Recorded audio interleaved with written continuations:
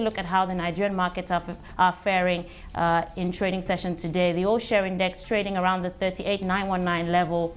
Some of the early laggers there: Forte Oil, Livestock, Nigerian Breweries, GTB, Fidelity Bank, gains seen in Eternal Oil, FBN Holdings, Just Breweries, Transcorp, International Breweries. Now, for more on how that market is shaping up, and of course it's the first trading day in December, I'm now joined from the trading floor by Andrew Saku. As I said, he's an analyst from Investment One. Andrew, it's great to have you on the show.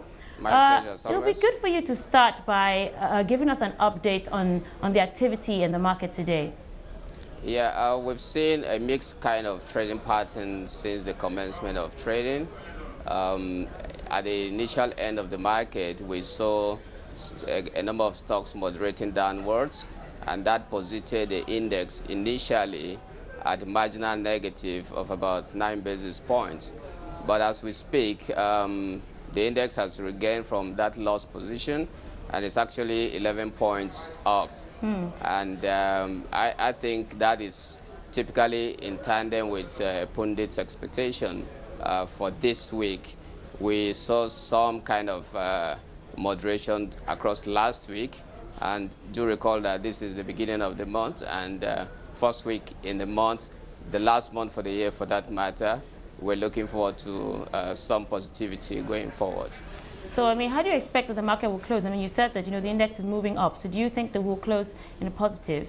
Yeah, my personal expectation for today is that, yes, the index will wind up the day on a positive note. Let's talk about the activity in the financial sector. We're seeing, some big names there, UBA, Zenith. What's driving the activity in that sector?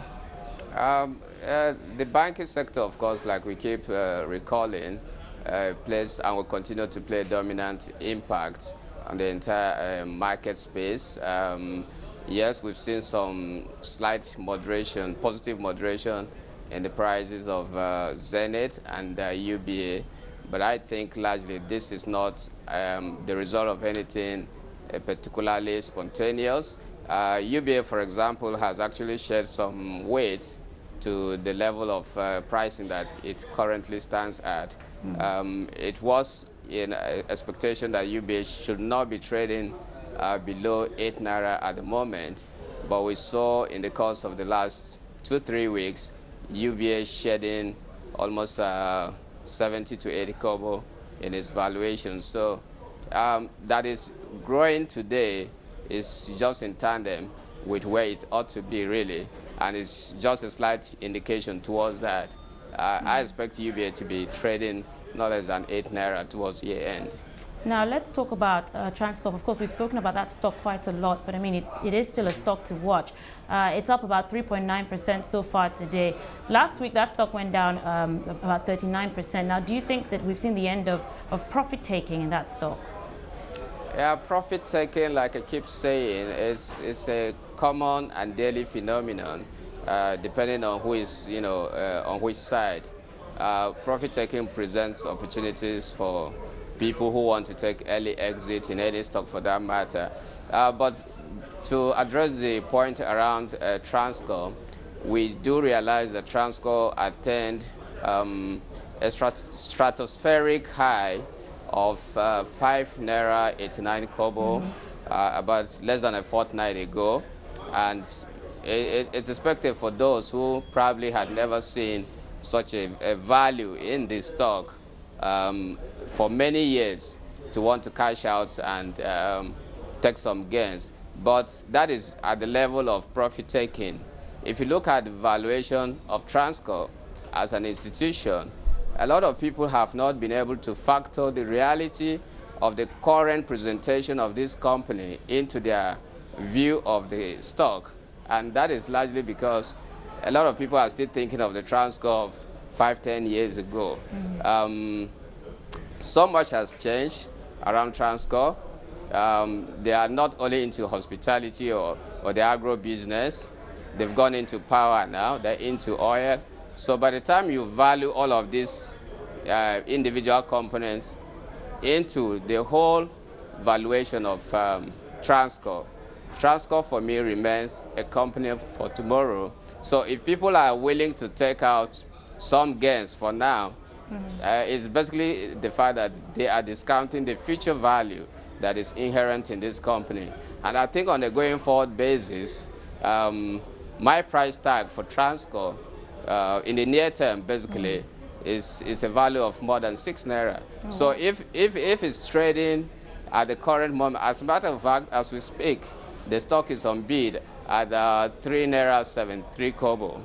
That suggests to me that it is just about 70% away from my target price for it. So my advice personally would be to investors that are already in the stock, if you don't have to cash out, whether it is for profit taking or some other reasons, there is value inherent in Transcorp. What about Just Breweries? Because I keep seeing that name in Gainer's chart. I mean, it's up 9.5% already today, up 19.7% in November. Are the gains that we're seeing in that stock sustainable? Just Brewery is typically, assuming the kind of pattern we saw in some companies in the brewery sector. If you do recall, we had a similar movement in the likes of international breweries and as well as champion breweries. What is actually going on in that industry is that a lot of people who see value in the brewery sector and are trying to make incursion into the Nigerian market, since they cannot venture into the likes of Nigerian breweries, the giant companies, feelers are that some of these would-be investors are looking at some moribund companies, as it were, to see whether there's some level of value, and they're looking at the possibility of rejuvenation. So what is going on around Just Breweries is that already there are contacts being made with the company in anticipation of a buy-in. And this is likely the key driver for Just Breweries at the moment. And of course, when such fillers come to the market, people begin to position themselves in expectation of the value that might become created, on a going forward basis. And typically we saw that happening with international breweries, which was at a very low price of about 4 naira and rose astronomically to over 50 naira at some point before the current moderation. Okay, Andrew, let's leave it there. Thanks for sharing your view with us. That's Andrew Saku, who's an analyst from Investment One. Thanks for sharing your view with us.